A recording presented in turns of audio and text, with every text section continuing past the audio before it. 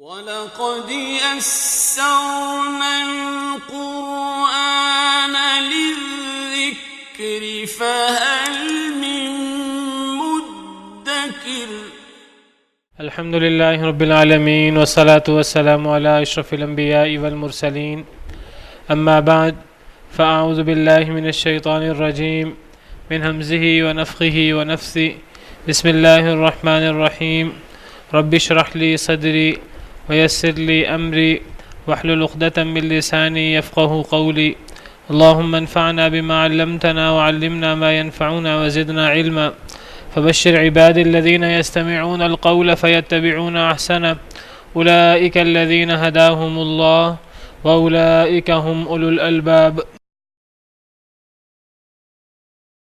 ومن آياته أن خلقكم من تراب ثم إذا أنتم بشر تنتشرون ومن آياته أن خلق لكم من أنفسكم أزواجا لتسكنوا إليها وجعل بينكم مودة ورحمة إن في ذلك لآيات لقوم يتفكرون ومن آياته خلق السماوات والأرض واختلاف ألسنتكم وألوانكم إن في ذلك لآيات للعالمين ومن آياته منامكم بالليل والنهار وابتغاؤكم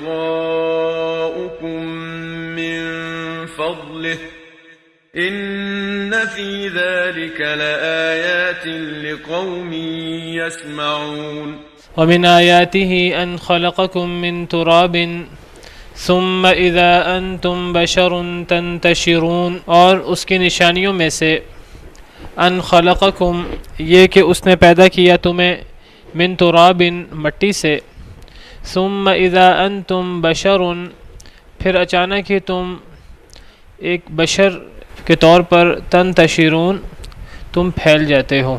اللہ رب العالمین یہاں کے دلائل بیان کر رہے ہیں. یہ اللہ رب العالمین کے قدرت کے بھی دلائل ہیں, اس بات کے بھی دلائل ہیں.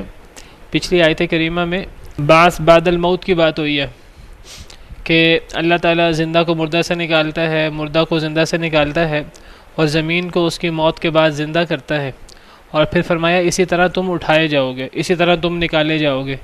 یعنی جس طرح اللہ تعالیٰ زمین کو اس کی موت کے بعد زندہ کرتے ہیں, اسی طرح اللہ انسانوں کو بھی ان کی موت کے بعد دوبارہ زندہ کریں گے. بہت سارے لوگ بعث بعد الموت کا انکار کرتے ہیں, مرنے کے بعد کی زندگی کا انکار کرتے ہیں, اور وہ کہتے ہیں یہ کیسے ممکن ہے کہ ایک انسان قبر میں چلا جائے, مٹی میں مل جائے, اس کی ہڈیاں جو ہیں وہ بھی بوسیدہ ہو جائیں تو پھر وہ انسان دوبارہ زندہ ہو جائے. کہنے کو تو یہ ایک اعتراض ہے کہ انسان مٹی میں ملنے کے بعد دوبارہ کیسے زندہ ہو سکتا ہے, ایک عقلی سا اعتراض ہے, لیکن یہ اصل میں ایک سادہ سا اعتراض نہیں ہے. یہ دراصل اللہ رب العالمین کی قدرت پر اعتراض ہے. اللہ رب العالمین فرماتے ہیں کہ جس انسان کو میں نے پہلی دفعہ پیدا کیا میں اسے دوبارہ پیدا کروں گا, اور میرے لیے دوبارہ پیدا کرنا کوئی مشکل نہیں ہے. لیکن جب ایک انسان کہتا ہے کہ یہ کیسے ہو سکتا ہے کہ ایک انسان جب مٹی میں مل جائے, اس کی ہڈیاں بوسیدہ ہو جائیں, تو وہ انسان دوبارہ کیسے زندہ ہو سکتا ہے. لوگوں کا اعتراض اس کے زندہ ہونے پر نہیں, لوگوں کا اعتراض اصل میں زندہ کرنے والے اللہ رب العالمین پر ہے کہ اللہ اسے دوبارہ زندہ نہیں کر سکتے. تو یہ دراصل اللہ رب العالمین کی قدرت پر, اللہ رب العالمین کی طاقتوں پر اعتراض ہے. اسی لیے حدیث مبارکہ میں آتا ہے نبی کریم صلی اللہ علیہ وسلم نے فرمایا کہ اللہ رب العالمین فرماتے ہیں, حدیث قدسی ہے, اللہ رب العالمین فرماتے ہیں, یہ صحیح بخاری کی روایت ہے, اللہ رب العالمین فرماتے ہیں شتمنی ابن آدم, مجھے آدم کا بیٹا گالی نکالتا ہے, وما ينبغي له ان يشتمني, اس کو لائق نہیں کہ مجھے گالی نکالے اللہ رب العالمین کو, ويكذبني, اور وہ مجھے جھٹلاتا ہے, وما ينبغي له, اور یہ اس کو لائق نہیں کہ وہ مجھے جھٹلائے. اما شتمہ, جہاں تک اس کا مجھے گالی نکالنا ہے تو وہ کہتا ہے ان لی ولدن کہ میری اولاد ہے۔ اللہ کے لیے اولاد مقرر کرنا تو یہ اللہ کے لیے ایسے ہی ہے جیسے کہ اللہ کو گالی نکالی جائے والعیاذ باللہ۔ اور جو انسان کا جھٹلانا ہے اللہ رب العالمین کو، تو وہ انسان کا کہنا ہے لیس یعیدنی کما بدأنی، کہ جس طرح اللہ نے مجھے پہلی دفعہ پیدا کیا وہ مجھے دوبارہ پیدا نہیں کر سکتا۔ جو انسان اللہ رب العالمین پر اس بات پر اعتراض کرتا ہے کہ اس نے انسان کو پہلی دفعہ تو پیدا کر دیا، دوبارہ پیدا نہیں کر سکے گا، مٹی میں ملنے کے بعد، ہڈیوں کے وہ سیدھا ہونے کے بعد دوبارہ پیدا نہیں کر سکے گا، تو اللہ رب العالمین فرماتے ہیں یہ دراصل انسان کا مجھے جھٹلانا ہے، میری قوت، میری طاقت، میری جبروتیت، ان کو جھٹلانا ہے۔ حالانکہ اللہ رب العالمین کے لیے کوئی مشکل نہیں ہے کہ جس اللہ رب العالمین نے پہلی دفعہ انسان کو پیدا کیا اللہ رب العالمین دوبارہ انسان کو پیدا کر دیں۔ پہلے بھی آیت کریمہ بیان کی تھی، اللہ رب العالمین کے لیے تمام انسانوں کو، تمام مخلوقات کو پہلی دفعہ پیدا کرنا یا مرنے کے بعد دوبارہ زندہ کرنا، یہ ایسا ہی ہے جیسے کہ ایک انسان کو پیدا کرنا یا اس کو مرنے کے بعد دوبارہ اٹھانا۔ اللہ کے لیے کوئی مشکل ہے ہی نہیں۔ ما خلقکم ولا بعثکم الا کنفس واحدہ، نہیں ہے تمہاری پہلی دفعہ تخلیق، ولا بعثکم، تمہیں مرنے کے بعد دوبارہ اٹھانا، الا کنفس واحدہ، مگر ایک نفس کی طرح۔ اللہ کے لیے کوئی مشکل نہیں ہے، اس کے باوجود انسان جو ہے وہ اعتراض کرتا رہتا ہے۔ تو اللہ رب العالمین یہاں اپنی قدرت، اپنی طاقت کے دلائل بیان کر رہے ہیں، نشانیاں بیان کر رہے ہیں۔ جو اللہ رب العالمین یہ کام کر سکتے ہیں تو وہ اللہ رب العالمین انسان کو دوبارہ کیوں نہیں پیدا کر سکتے؟ یہ جہاں اللہ رب العالمین کے قدرت کے دلائل ہیں جو اب ان آیات میں بیان ہوں گے، یہ 10-12 دلائل ہیں۔ اب یہ بعث بعد الموت پر بھی دلالت کرتے ہیں، اللہ رب العالمین کی طاقت اور قدرت پر بھی دلالت کرتے ہیں، اور یہ توحید کے بھی دلائل ہیں۔ یہ اللہ رب العالمین کی توحید، ربوبیت میں توحید ہو، یہ اس کے بھی دلائل ہیں کہ اللہ اکیلے نے یہ تمام چیزیں پیدا کیں اور یہ سب اللہ رب العالمین ہی کر سکتے ہیں اور کوئی نہیں کر سکتا۔ اور جب یہ تمام تخلیق، تربیت اور رزق اور تدبیر وغیرہ، یہ تمام امور، ان تمام میں اللہ رب العالمین اکیلے ہی ہیں، اللہ رب العالمین اکیلے ہی ان کاموں کو کیا ہے، تو پھر عبادت بھی اکیلے اللہ رب العالمین کی ہونی چاہیے۔ تو یہ سارے کے ساری نشانیاں، یہ سارے کے سارے دلائل بعث بعد الموت کے بھی ہیں، اللہ کی قدرت کے بھی ہیں، اور یہ اللہ کی توحید کے بھی دلائل ہیں کہ صرف ایک اللہ کو کیوں پوجنا چاہیے، صرف ایک اللہ کی عبادت کیوں کرنی چاہیے، صرف ایک اللہ کو کیوں پکارنا چاہیے، صرف ایک اللہ کو حاجت روا مشکل کشا کیوں ماننا چاہیے، صرف ایک اللہ کے لیے نظر و نیاز کیوں کرنی چاہیے۔ تو یہ تمام دلائل اس بات کے بھی دلائل ہیں۔ تو یہ آیت نمبر 20 سے ان دلائل کی ابتدا ہوتی ہے۔ ان دلائل کو اسی سیاق کے اندر پڑھیں۔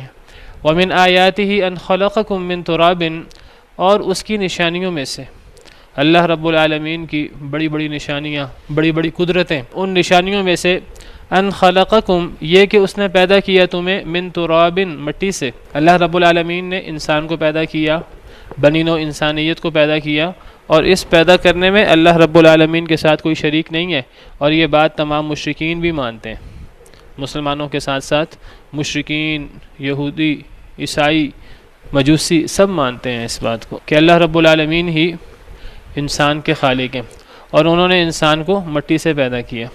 قرآن کریم کا مطالعہ کریں تو بعض جگہ ملتا ہے کہ اللہ نے انسان کو مٹی سے پیدا کیا۔ تو راب کا جو لفظ ہے یہ خشک مٹی کے لیے استعمال ہوتا ہے۔ دیگر آیات کا مطالعہ کریں تو پتہ لگتا ہے کہ اللہ رب العالمین نے انسان کو گیلی مٹی سے پیدا کیا، طین کا لفظ ہے۔ دیگر آیات کا مطالعہ کریں تو اس سے پتہ لگتا ہے کہ اللہ رب العالمین نے انسان کو گیلی مٹی سے نہیں بلکہ گیلی مٹی کو جب خشک کر دیا جائے اور جب وہ بجنے لگے تو اس سے انسان کو پیدا کیا۔ صلصال، سورہ رحمان میں ہے، خلق الانسان من صلصال کالفخار۔ بعض آیات کا مطالعہ کریں تو اس سے پتہ لگتا ہے کہ اللہ نے انسان کو گلی سڑی مٹی سے پیدا کیا۔ وَإِذْ قَالَ رَبُّكَ لِلْمَلَائِكَةِ إِنِّي خَالِقٌ بَشَرًا مِّن صَلْصَالٍ مِّنْ حَمَإٍ مَّسْنُونٍ۔ حما کہتے ہیں گلی سڑی سیاہ رنگ کی مٹی، اور مسنون کا مطلب جو پرانی ہو کر بوسیدہ ہو گئی ہو، تو یہ مختلف قسم کے الفاظ ہیں انسان کی پیدائش کے بارے میں، اور دیگر آیات کا مطالعہ کریں تو اس سے پتہ لگتا ہے کہ انسان مٹی سے تو نہیں پیدا ہوا، انسان تو نطفے سے پیدا ہوا ہے۔ من ای شیء خلق، کس شے سے انسان کو پیدا کیا؟ من نطفۃ خلقہ فقدر، نطفے سے انسان کو پیدا کیا۔ تو یہ مختلف آیات ہیں جن میں اللہ رب العالمین نے بتایا کہ اللہ نے انسان کو فلاں فلاں چیز سے پیدا کیا۔ اگر ان تمام آیات کو اکٹھا کریں تو اس سے نتیجہ یہ نکلتا ہے کہ ان آیات کے اندر کوئی ٹکراؤ نہیں ہے، ان آیات کے اندر کوئی ٹکراؤ نہیں ہے، اور اللہ رب العالمین کے کلام میں ٹکراؤ بھی نہیں ہو سکتا، کیونکہ جو بات بھی اللہ رب العالمین کی طرف سے ہوگی اس میں ٹکراؤ نہیں ہوگا۔ افلا یتدبرون القرآن، کیا لوگ قرآن میں غور نہیں کرتے، تدبر نہیں کرتے؟ ولو کان من عند غیر اللہ لوجدوا فیہ اختلافا کثیرا، اگر یہ اللہ کے علاوہ کسی اور کی طرف سے ہوتا تو اس میں بہت زیادہ اختلاف ہوتا۔ چونکہ یہ اللہ رب العالمین کی طرف سے ہے تو اللہ رب العالمین کی بات میں اختلاف نہیں ہوتا۔ اللہ رب العالمین بات کہہ کر بھولتے نہیں ہیں کہ اللہ رب العالمین دوسری جگہ کوئی اور بات کہہ دیں۔ اب جہاں ہمیں ظاہراً اس طرح کی چیزیں نظر آ رہی ہوں گی وہاں ہماری عقل کا امتحان ہے، ہمیں غور کرنا ہوگا۔ تو مفسرین کرام نے اس میں غور کیا اور انہوں نے کہا یہ اصل میں انسان کی تخلیق کے مختلف مراحل ہیں۔ یہ انسان کو ہمارے جد امجد سیدنا آدم علیہ السلام کو اللہ تعالیٰ نے بس ایسے اچانک ہی پیدا نہیں کر دیا، بلکہ اس کے لیے پورا طریقہ کار بنا کر حضرت آدم علیہ السلام کو پیدا کیا۔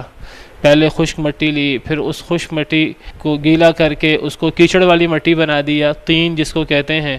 خشک مٹی کے بعد وہ طین میں تبدیل ہوا، پھر طین کے بعد جو ہے وہ طین پڑی رہی اور آہستہ کر کے پھر وہ خشک ہو گئی، گیلا ہونے کے بعد خشک ہو گئی، ایسی خشک ہو گئی کہ جو بجنے لگے، اور پھر جس کو سلسال کہتے ہیں۔ اور پھر ایک جگہ تو فرمایا کہ انسان کو سلسال سے پیدا کیا، دوسری جگہ فرمایا انسان کو من صلصال کالفخار، فخار کہتے ہیں ایسی مٹی جس کو باقاعدہ آگ کی تپش سے جس کو خشک کیا جائے۔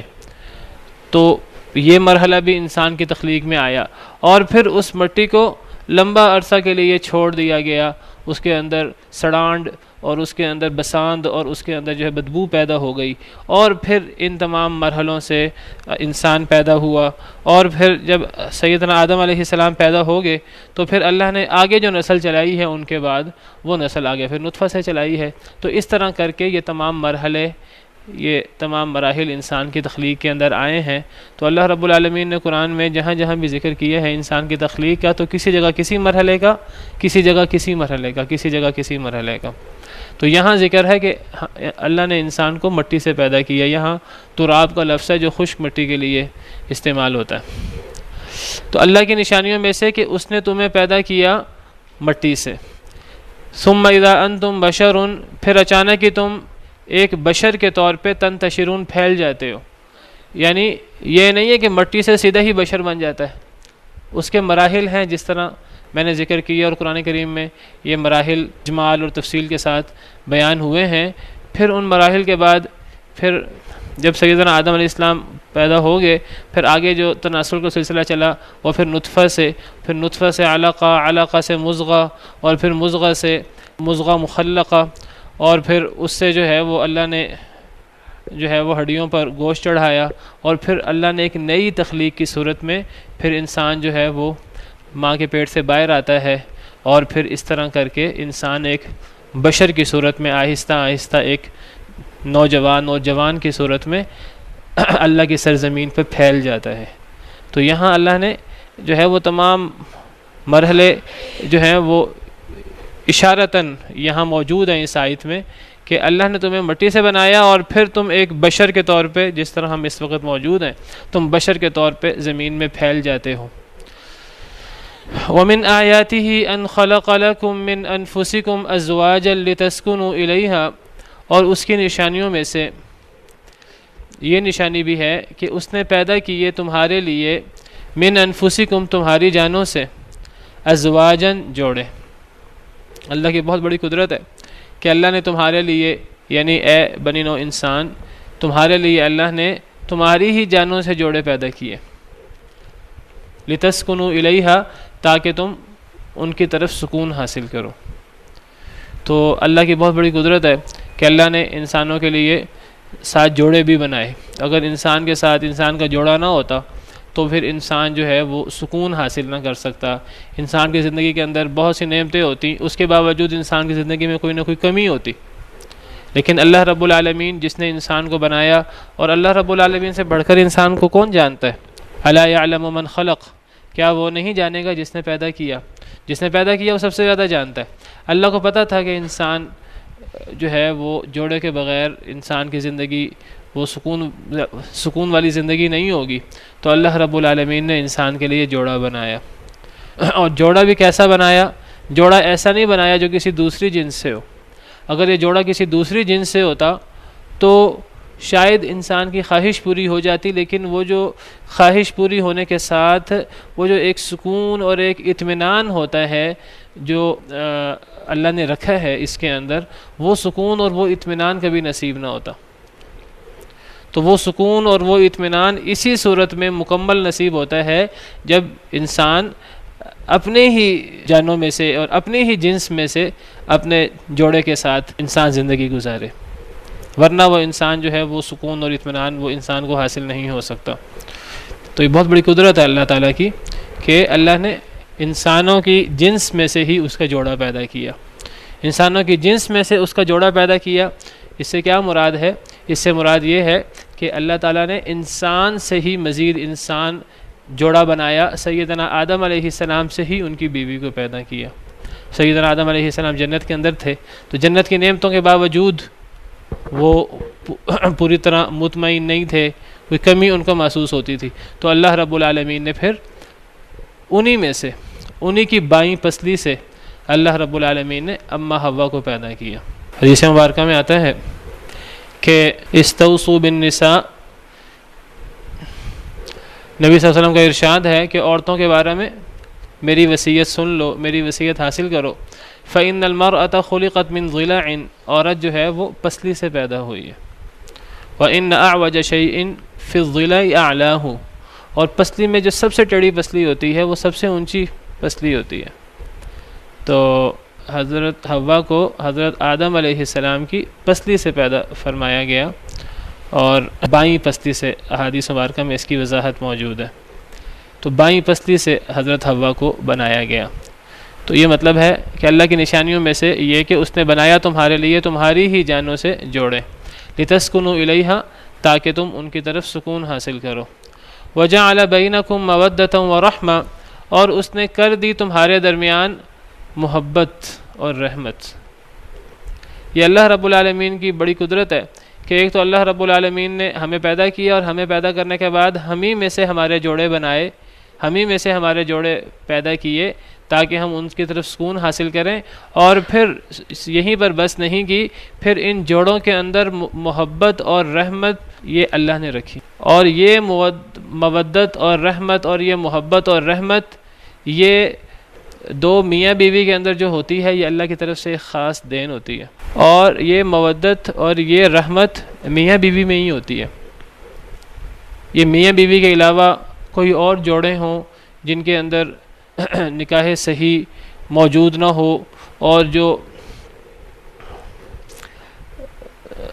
نکاح کے بغیر آپس میں اکٹھے رہتے ہوں، غلط طریقے سے آپس میں اکٹھے رہتے ہوں، ان میں کبھی یہ مودت اور یہ رحمت پیدا نہیں ہو سکتی۔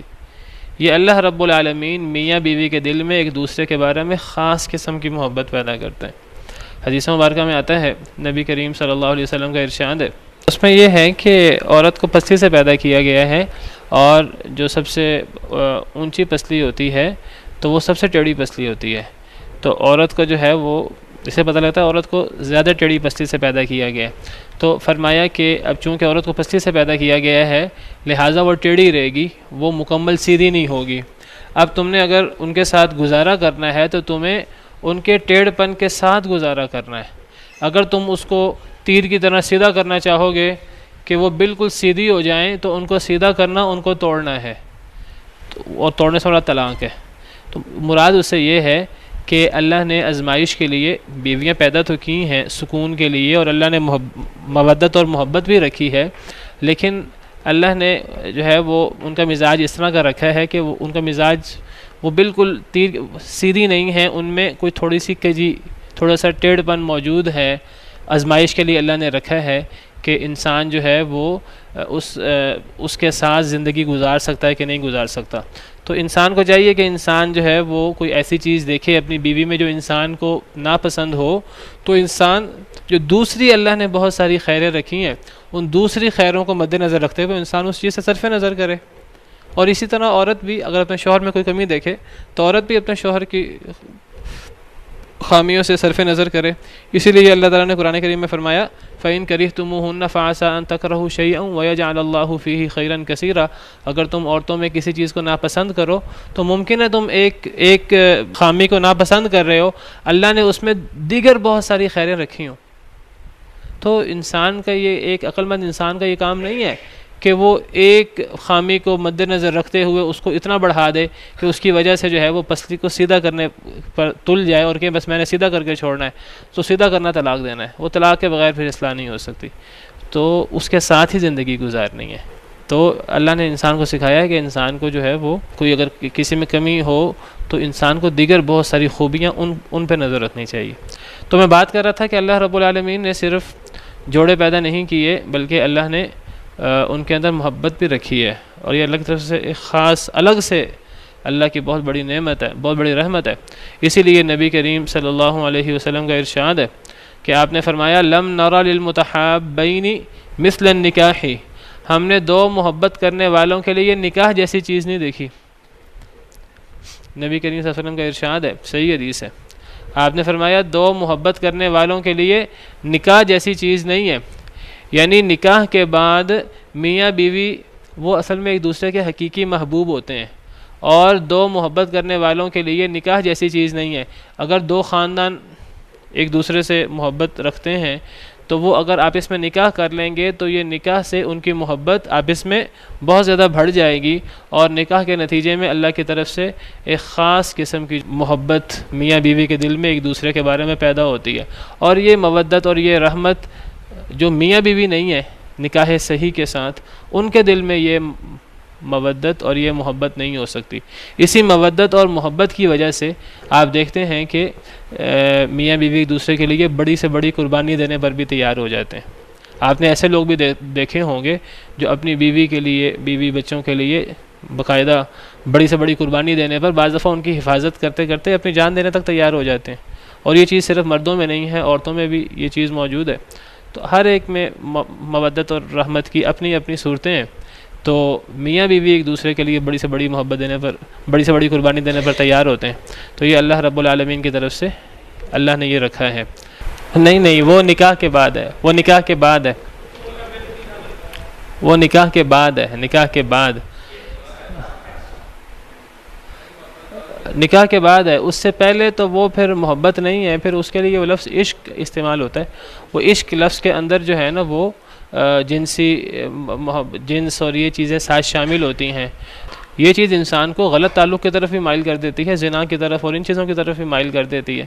تو پاکیزہ محبت اور جو اللہ تعالیٰ رکھتے ہیں میاں بیوی کے درمیان، تو وہ جنس اور جنس کے علاوہ بھی جو ہے وہ ایک دوسرے سے اس کا اللہ تعالیٰ جو ہے وہ پیدا کرتے ہیں۔ ان فی ذلک لآیات لقوم یتفکرون، بے شک اس میں البتہ نشانیاں ہیں اس قوم کے لیے جو غور و فکر کرتی ہے، جو تفکر کرتے ہیں۔ ومن آیاتہ، اور اللہ رب العالمین کی نشانیوں میں سے خلق السماوات والارض، زمین و آسمان کی تخلیق ہے۔ اللہ رب العالمین کی نشانی یہ ہے کہ اللہ رب العالمین نے صرف انسانوں کو پیدا نہیں کیا، انسان تو بہت چھوٹی مخلوق ہے، اللہ رب العالمین نے زمین و آسمان جیسی عظیم مخلوقات کو بھی پیدا کیا ہے۔ جو لوگ کہتے ہیں کہ جی اللہ رب العالمین انسان کو مرنے کے بعد، مٹی میں ملنے کے بعد، ہڈیاں بوسیدہ ہونے کے بعد پیدا نہیں کر سکتے، تو وہ دیکھیں کہ جو اللہ آسمانوں کو پیدا کر سکتا ہے، جو کتنے وسیع ہیں، اور جو زمین کو پیدا کر سکتا ہے، تو وہ اللہ تعالیٰ انسان کو دوبارہ پیدا نہیں کر سکتے۔ اللہ تعالیٰ ایک اور جگہ فرماتے ہیں لخلق السماوات والارض اکبر من خلق الناس، اے لوگوں، زمین و آسمان کی تخلیق لوگوں کو پیدا کرنے سے بہت بڑی چیز ہے۔ تم کہتے ہو کہ اللہ لوگوں کو پیدا کرنے کے بعد اب مرنے کے بعد دوبارہ پیدا نہیں کر سکتے، تو زمین و آسمان کو پیدا کرنا یہ تو انسانوں کو دوبارہ پیدا کرنے سے بہت بڑی بات ہے۔ وَلَٰكِنَّ أَكْثَرَ النَّاسِ لَا يَعْلَمُونَ، اکثر لوگ پھر بھی نہیں جانتے، اکثر لوگ پھر بھی غور نہیں کرتے۔ انسان کی حیثیت اس زمین کے اندر کتنی چھوٹی ہے. اس زمین کے اندر انسان شاید ایک نقطے سے زیادہ حیثیت نہیں رکھتا، اور اس زمین کی حیثیت اس کائنات کے اندر کیا ہے، ایک نقطے سے شاید زیادہ نہ ہو. ایسی تصاویر آج جاری ہوئی ہیں ناسا اور ایسے کہ جس میں اگر ہم بہت بڑی بڑی کہکشاؤں کے اندر اور ان چیزوں کے اندر زمین کو دیکھیں تو ہمیں زمین نظر ہی نہیں آتی، اور رائی کے دانہ اور بلکہ نظر ہی نہیں آتی، ایسی بھی زمین ہے. ایسی تصویریں بھی ہیں. اور یہ جتنے بھی کائنات کی وسعت ہے یہ ساری کی ساری پہلے آسمان کے نیچے. پہلا آسمان ہی کتنا بڑا ہوگا، پھر دوسرا آسمان، پہلا آسمان دوسرے آسمان کے اندر ہے، دوسرا آسمان پہلے آسمان کے اوپر محیط ہے، تو دوسرا آسمان جو ہے پہلے آسمان اور زمین کے درمیان جتنا فاصلہ ہے اتنا فاصلہ پہلے اور دوسرے آسمان کے درمیان ہے، اور دوسرا آسمان پہلے آسمان کو محیط ہے. دوسرا آسمان کتنا بڑا ہوگا، اور پھر تیسرا کتنا بڑا ہوگا، پھر چوتھا کتنا بڑا ہوگا، پھر پانچواں کتنا بڑا ہوگا، پھر چھٹا، پھر ساتواں آسمان کتنا بڑا ہوگا، ہم تصور ہی نہیں کر سکتے. اور اللہ رب العالمین کی کرسی وہ ان ساتوں آسمانوں کو گھیرے میں لیے ہوئے ہے. وسع کرسیہ السماوات والارض، اللہ کی کرسی نے آسمان و زمین کو گھیرے میں لیا ہوا ہے. اور صحیح حدیث مبارکہ میں آتا ہے اللہ رب العالمین کی کرسی کی عظمت کے مقابلے میں ساتوں آسمان اس طرح ہے جس طرح کہ ایک بہت بڑے صحرا کے اندر ایک چھوٹا سا چھلا پڑا ہو. تو یہ حیثیت ہے اللہ رب العالمین کی عظیم الشان کرسی کے سامنے ساتوں آسمانوں کی. اور ایک اور حدیث کے اندر آتا ہے کہ اللہ رب العالمین کے عظیم الشان عرش کے سامنے اللہ کی کرسی کی یہی حیثیت ہے. اور اللہ رب العالمین اس عرش پہ مستوی ہیں جیسے اللہ رب العالمین کی شان کو لائق ہے. اور اس اللہ رب العالمین کی قدرت کے بارے میں ایک انسان جس کی پیدائش نطفے سے ہوئی ہے وہ اللہ رب العالمین کی قدرت کے بارے میں طے کر رہا ہے اللہ یہ کر سکتے ہیں یہ نہیں کر سکتے. اس بات کو اللہ رب العالمین سورہ یاسین میں فرماتے ہیں کہ اولم یر الانسان انا خلقناہ من نطفۃ فاذا هو خصیم مبین، کیا انسان نہیں دیکھتا کہ ہم نے اسے نطفہ سے پیدا کیا ہے اور یہ نطفے سے بنا انسان کیسے جھگڑالو بن جاتا ہے. وضرب لنا مثلا ونسی خلقا، ہمارے لیے اللہ رب العالمین کے لیے مثالیں بیان کرتا ہے. اللہ یہ مرنے کے بعد دوبارہ پیدا کر سکتے ہیں کہ نہیں کر سکتے، یہ باتیں شروع کر دیتا ہے، اپنی تخلیق کو بھول جاتا ہے. قال من یحیی العظام وہی رمیم، وہ کہتا ہے کہ ہڈیوں کو کون زندہ کرے گا جب ہڈیاں بوسیدہ ہو گئی ہوں. قل یحییھا الذی انشاھا اول مرہ، آپ کہہ دیجیے اے اللہ کے نبی صلی اللہ علیہ وسلم ان ہڈیوں کو وہ زندہ کرے گا جس نے پہلی دفعہ انہیں بنایا تھا. وہو بکل خلق علیم، وہ تو ہر قسم کی تخلیق سے بخوبی واقف. پھر اللہ رب العالمین نے اگلی آیت میں جو میں آپ کے سامنے آیات پڑھ رہا ہوں، اگلی آیت میں زمین و آسمان کی تخلیق کا ذکر کیا کہ جو اللہ رب العالمین منہ توقدون اولیس الذی خلق السماوات والارض بقادر علی ان یخلق مثلہم، کیا جس اللہ رب العالمین نے آسمان و زمین کو پیدا کیا ہے وہ تم جیسوں کو دوبارہ پیدا نہیں کر سکتے. تو یہ ساری بات اللہ رب العالمین نے قرآن کریم میں جگہ جگہ سمجھائی ہے کہ ایک انسان کیسے اللہ رب العالمین کی قدرت پر اعتراض کرتا ہے. تو یہ اللہ رب العالمین اپنی قدرت کے دلائل بیان کر رہے ہیں. اللہ کی نشانیوں میں سے زمین و آسمان کی تخلیق، انسان غور تو کرے. واختلاف السنتکم والوانکم، اور تمہاری زبانوں کا اور تمہارے رنگوں کا اختلاف. مفسرین کرام نے کہا کہ قرآن کریم میں اللہ تعالیٰ جن چیزوں کو اکٹھا بیان کرتے ہیں ان چیزوں کے اکٹھا بیان کرنے میں بڑی حکمت ہوتی ہے. ہمیں یہ نہیں سمجھنا چاہیے کہ اللہ رب العالمین نے دو چیزیں قرآن کریم میں اکٹھی بیان کر دیں تو ان دو چیزوں کے اکٹھے بیان کرنے کے اندر بھی بڑا غور و فکر کرنا چاہیے، غور کرنا چاہیے اللہ نے فلاں چیز کو فلاں کے ساتھ کیوں ذکر کیا. ایک حدیث مبارکہ میں نبی کریم صلی اللہ علیہ وسلم فرماتے ہیں کہ اے لوگو، اللہ رب العالمین نے جھوٹی بات کو، جھوٹی گواہی کو شرک کے ساتھ ملا دیا ہے.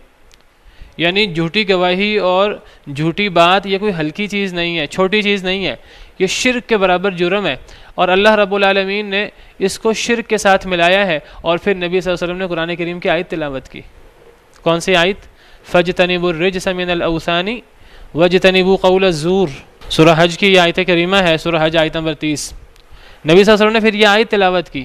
آپ نے فرمایا اے لوگو، اللہ رب العالمین نے جھوٹی بات یا جھوٹی گواہی کو شرک کے ساتھ ملایا ہے.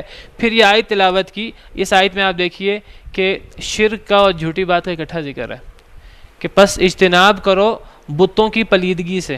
رجس کہتے ہیں پلیدگی کو. بتوں کی پلیدگی سے مراد شرک ہے، شرک کی نجاست. شرک کی نجاست، شرک نجس ہوتا ہے. یا ایھا الذین آمنوا انما المشرکون نجس، اے ایمان والو مشرک نجس ہوتے ہیں. پلید ہوتے ہیں، ایک پلیدگی ظاہری ہوتی ہے، ایک پلید اندرونی ہوتی ہے. تو بتوں کی پلیدگی سے بچو اور جھوٹی گواہی، جھوٹی بات سے بچو. تو نبی صلی اللہ علیہ وسلم کی حدیث پہ غور کیجیے، آپ نے فرمایا اے لوگو جھوٹی گواہی کو شرک کے ساتھ ملایا گیا. کیا مطلب؟ جھوٹی گواہی کو ہلکا نہ سمجھنا، اللہ نے اس کو شرک کے ساتھ ذکر کیا. گویا کہ نبی صلی اللہ علیہ وسلم نے استدلال کیا کہ اللہ نے شرک کے ساتھ جھوٹی گواہی کو ذکر کیا، تو جھوٹی گواہی اب ہلکا گناہ نہیں ہے، وہ شرک کے قریب قریب گناہ ہے. تو قرآن کریم میں جب دو چیزیں اکٹھی آتی ہیں تو ایسے ہی نہیں آ جاتی. اللہ رب العالمین کا کلام ہے جو حکمتوں سے بھرا پڑا ہے. اب یہاں ذرا غور کیجئے، مفسرین کرام نے کہا کہ یہاں اللہ رب العالمین نے زمین و آسمان کی تخلیق، جو بہت بڑی اللہ کی قدرت ہے، زمین و آسمان کی تخلیق، اس کے ساتھ انسانوں کی زبان اور انسانوں کے رنگوں کا اختلاف ذکر کیا ہے. تو وہ کہتے ہیں کہ یہ انسانوں کی زبانوں کا اختلاف جو ہے، دنیا کے اندر زبانیں اور رنگ، یہ اللہ کی چھوٹی قدرت نہیں ہے، بہت بڑی قدرت ہے. اللہ نے اس کو زمین و آسمان کی تخلیق کے ساتھ ذکر کیا ہے. یہ چھوٹی قدرت نہیں ہے، بہت بڑی قدرت ہے. کیسے بہت بڑی قدرت ہے کہ دنیا کے اندر کتنی زبانیں ہیں، ہزاروں زبانیں، صرف ہزاروں زبانیں نہیں ہیں، پھر ہر زبان کے کتنے لہجے ہیں، ہر زبان کے اندر بہت سارے لہجے ہیں. کہتے ہیں کہ جی ہر 50 کلومیٹر پر لہجہ تبدیل ہو جاتا ہے. 18 میل پہ کہتے ہیں 18 میل پہ لہجہ تبدیل ہو جاتا ہے. تھوڑا سا زمانہ گزرتا ہے، لہجہ تبدیل ہو جاتا ہے. ایک ہی زبان ہے، اردو زبان آپ لے لیجئے، پنجابی زبان آپ لے لیجئے، ہم اپنی زبان کی بات کرتے ہیں. عربی زبان تو بڑی وسیع زبان ہے، اس میں کتنے لہجے تھے. ایک ہی زبان ہے لیکن تھوڑا سا علاقہ فرق ہو، تھوڑا سا زمانہ گزر جائے، تھوڑا سا پہلا زمانہ ہو، تھوڑا سا آج کا زمانہ ہے یا آج سے 50 سال بعد کا زمانہ ہو، تو یہ اردو زبان کا لہجہ ہی بدل جاتا ہے، بہت سارے الفاظ بدل جاتے ہیں. جتنے بھی لہجے بدلتے ہیں، جو لوگ ماہر لسانیات ہوتے ہیں ان کو چھوڑیے، عام لوگ بھی لہجوں سے لوگوں کی پہچان کر لیتے ہیں.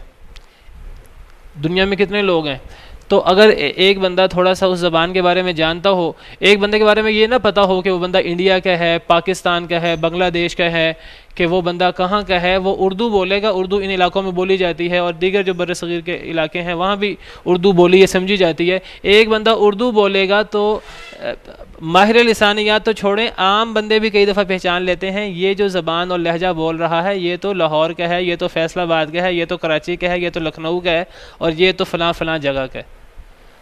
یہ اللہ رب العالمین نے اس دنیا کے اندر اختلاف رکھا ہے، مختلف چیزیں رکھی ہیں. زبان ایک ہی ہے، بولنے والے کہتے ہیں جی 50 کروڑ لوگ جو ہیں اردو بولتے ہیں، واللہ عالم، بولنے والے اتنے زیادہ ہیں، آپ اردو سنتے ہیں آپ پہچان کر لیتے ہیں کہ یہ بندہ کس علاقے کا ہے.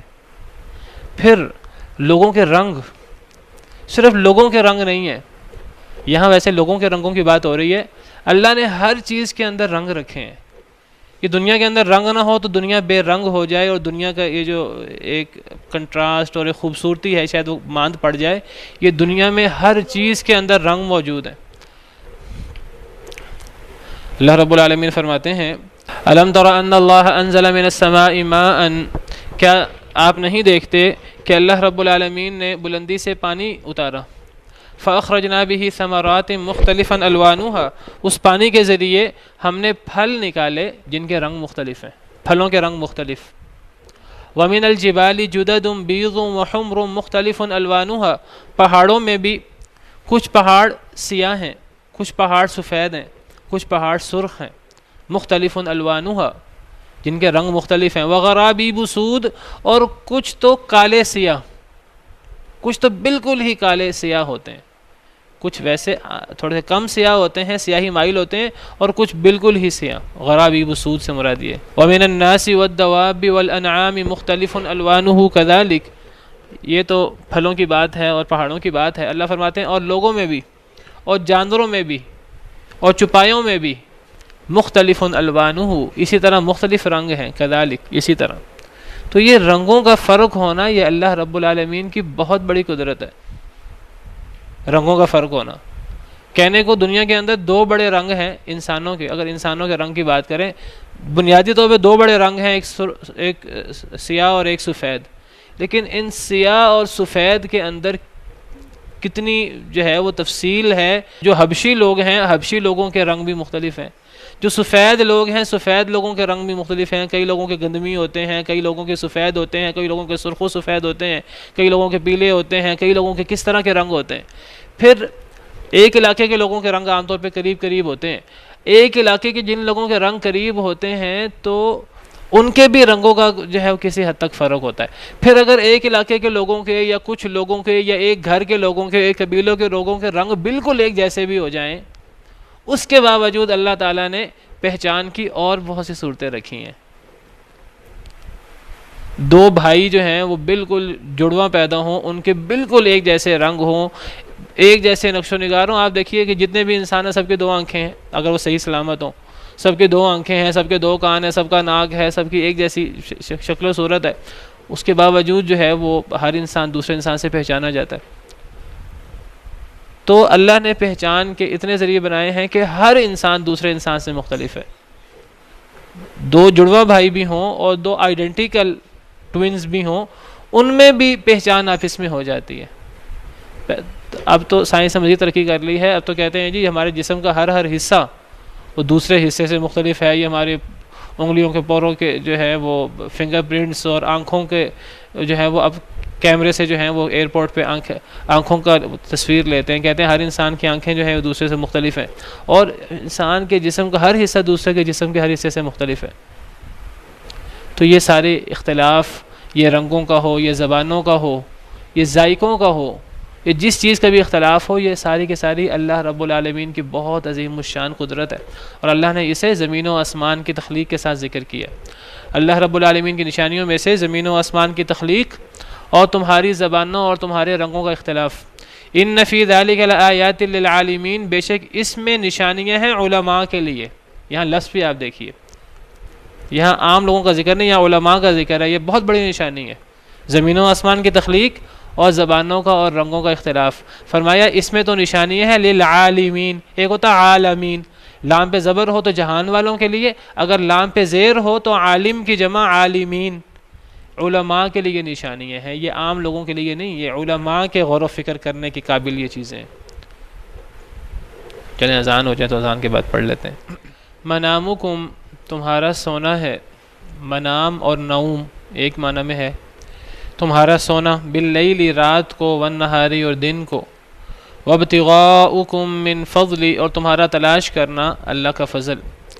تو اللہ رب العالمین کی نشانیوں میں سے ایک نیند ہے انسان کی نیند جو ہے، نیند موت کی بہن ہے، اور جو انسان مرنے کے بعد موت کے بارے میں شکوک و شبہات کا شکار ہے، یا مرنے کے بعد زندگی کے بارے میں شکوک و شبہات کا شکار ہے، تو انسان زندگی میں جو ہے وہ روزانہ سوتا ہے، اور اس کی جو نیند ہے وہ موت کی بہن ہے، وہ موت کی طرح ہی ہے۔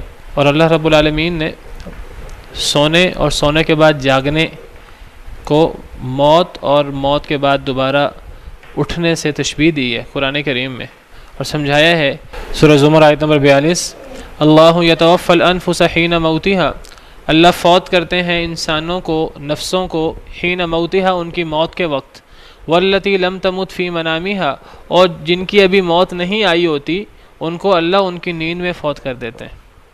فیمسک التی قضا علیہا الموت، بس روک لیتے ہیں اللہ اس نفس کو جس پر موت کا فیصلہ ہو چکا ہوتا ہے۔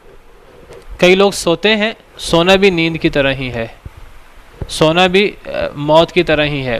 کئی لوگ سوتے ہیں تو اگر اللہ نے موت کا فیصلہ کیا ہوتا ہے تو وہ جو روح نکلتی ہے سوتے وقت، پھر وہ روح واپس نہیں آتی۔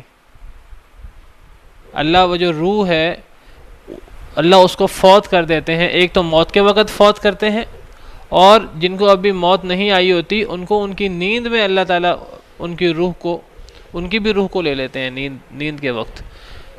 جس پر موت کا فیصلہ ہو جاتا ہے تو اللہ اس روح کو واپس نہیں کرتے، اس روح کو اپنے پاس ہی روک لیتے ہیں، وہ روح واپس جسم میں جاتی نہیں، بندہ مر جاتا ہے۔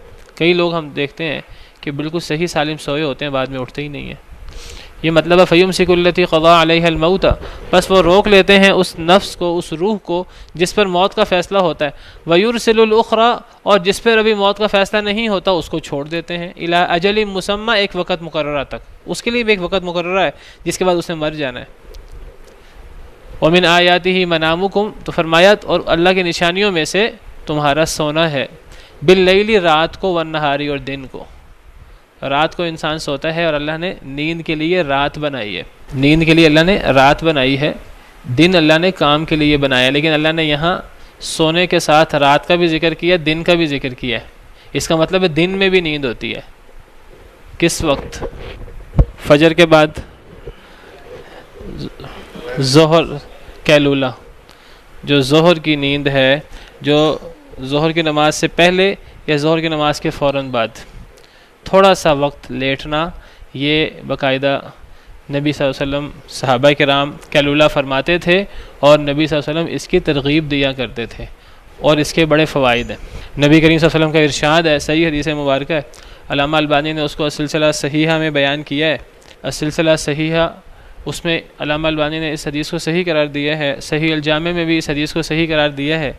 تو حدیث مبارکہ ہے کہ قیلوا فإن الشیاطین لا تقیلوا، کہ اے لوگو سویا کرو، اے لوگو قیلولہ کیا کرو، شیطان قیلولہ نہیں کرتے۔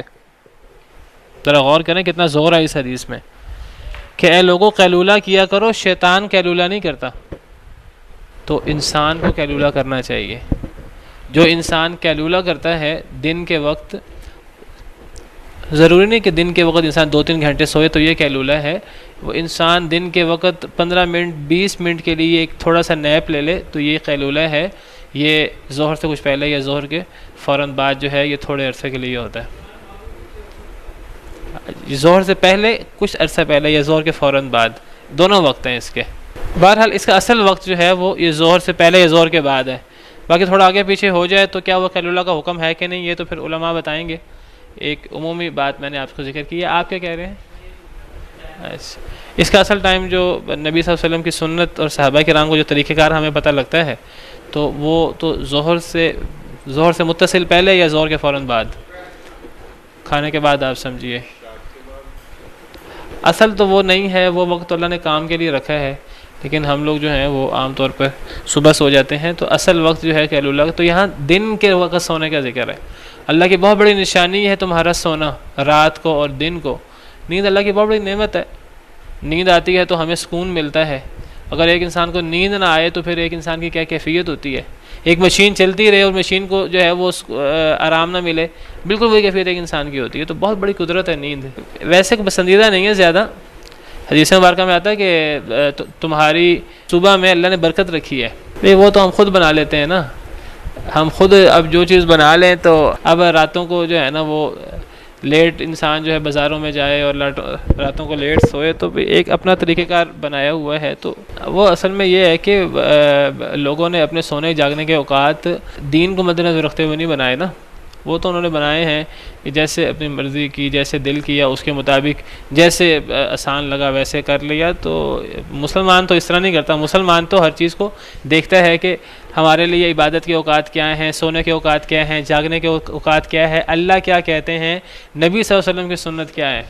وہ ان کا حکم الگ ہوتا ہے، وہ تو جہاد وغیرہ کے موقع پر، دیگر موقع پر بھی ایسی ضرورت پڑتی ہے تو وہ ان کی مجبوری ہے، تو ان کے لیے تو کوئی مسئلہ نہیں ہے، وہ اپنی نیند صبح کے وقت پورا کر لیں۔ ایک عام جو سونے کا وقت ہے وہ تو رات کو ہوتا ہے، دن کے وقت قیلولہ کا وقت ہے جو مسنون ہے۔ اللہ کی نشانیوں میں سے تمہارا سونا ہے رات کو اور دن کو، وابتغاؤکم من فضل، اور تمہارا تلاش کرنا ہے اللہ کا فضل۔ تو تمہارا تلاش کرنا اللہ کا فضل، اس کا تعلق دن کے ساتھ ہے، کیونکہ دن کا ذکر بعد میں ہوا۔ تو دن میں اگر قیلولہ یا نیند ہے تو بالکل تھوڑی سی ہے، اصل تو دن کام کرنے کے لیے۔ وَجَعَلْنَا النَّهَارَ مَعَاشًا، ہم نے دن کو معاش کے لیے، دوڑ دھوپ کے لیے، معیشت کے لیے بنایا۔ إِنَّ فِي ذَلِكَ لَآيَاتٍ لِقَوْمٍ يَسْمَعُونَ، بے شک اس میں البتہ نشانیاں ہیں اس قوم کے لیے جو سنتی ہے۔ تو وقت ہو گیا ہے۔ سبحان ربک رب العزت عما یصفون وسلام علی المرسلین الحمد للہ۔